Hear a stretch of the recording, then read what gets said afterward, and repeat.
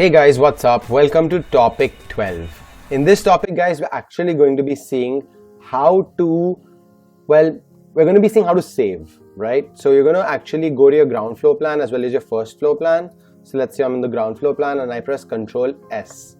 So Control S will take us, it'll just save the file as a PSD, as you can see, right?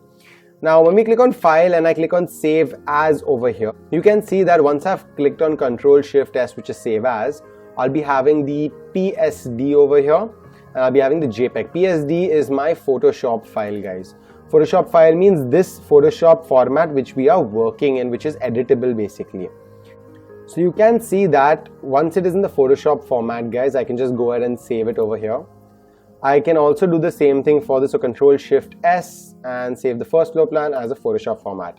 And what I want you guys to do is simultaneously, I want you guys to press Control Shift S, create a folder which is called as JPEG, and I want you guys to even save JPEG format. So not JPEG 2000, but the JPEG format in this as well. And you can just see the quality should be maximum, which is 12, and you can just press OK when this option comes up over here.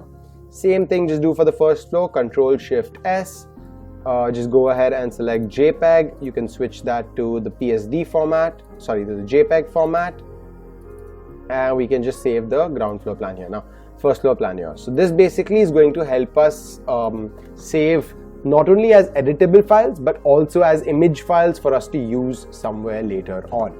And this is basically how you guys will be saving while you are working, because in the end we'll be having to use, the JPEG files for our sheet compilation.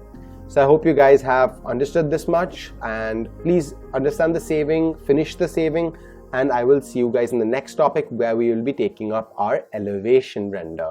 I'll see you guys there. Take care.